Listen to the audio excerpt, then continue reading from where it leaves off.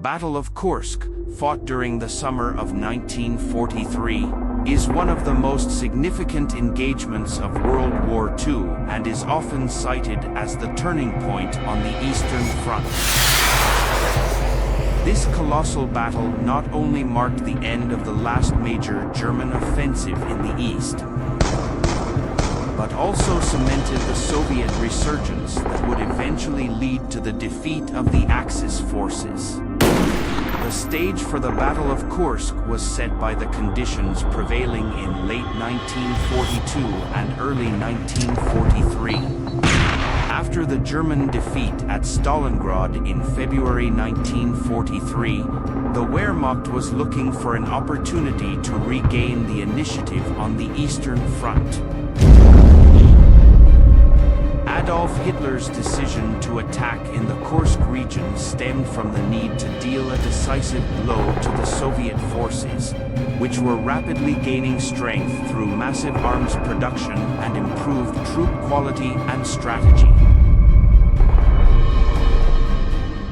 The Kursk area was chosen because it was the site of a considerable salient in the front, surrounded by German forces on three sides, which presented an opportunity for a pincer attack that, according to the calculations of German strategists, could encircle and destroy a large part of the Soviet army. The German operation, dubbed Operation Citadel, began on July 5, 1943. The strategy included two groups of forces, Army Group Center, under the command of Field Marshal Gunther von Kluge, which would attack from the north of the salient, and Army Group South, commanded by Field Marshal Erich von Manstein, which would attack from the south. The Germans employed a massive concentration of troops and technology, including the new Panther tanks and heavy Tiger tanks. In addition, the Luftwaffe was deployed in an effort to achieve air superiority. However, the Soviets, under the guidance of strategists such as Marshal Georgy Zhukov,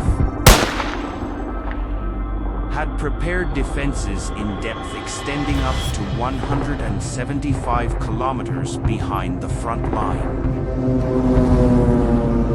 The Soviet defense was meticulously organized in multiple defensive zones composed of mines, fortifications, trenches, and anti-tank obstacle fields. In addition, strategic reserves had been prepared for rapid deployment wherever they were needed.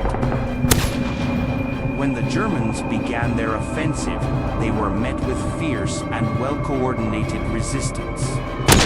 The Soviets had anticipated the offensive thanks to information provided by their intelligence services, which enabled them to prepare a robust defense. The intensity of the fighting was extreme, with continuous fighting day and night. The fighting in places like Prokhorovka was particularly intense and bloody, involving hundreds of tanks in direct clashes. As the German offensive stalled, the Soviets launched their own counteroffensive on July 12th. This action not only halted the German advance, but also marked the beginning of a series of Soviet operations that pushed German forces westward. The ability of the Soviets to replenish their losses and continue the offensive during the summer and fall of 1943 was a testament to the industrial capability and resource mobilization that the Soviet Union had achieved. The Battle of Kursk proved to be a strategic disaster for Germany. The losses in men and materials suffered by the Wehrmacht could not be replaced at a sustainable rate, while the Soviet Union continued to strengthen its military capability and extend its lead. The battle also showed the effectiveness of Soviet tactics, which had evolved considerably since the early days of the war. The defeat at Kursk marked the end of German hopes for a decisive victory in the east and accelerated the Soviet advance toward Berlin. By 1944, the initiative had clearly passed into Allied hands, with the Soviet Union taking an increasingly dominant role in the European theater.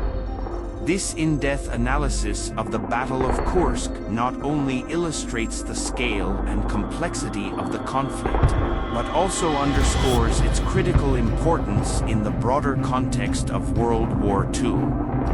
And that's it for today.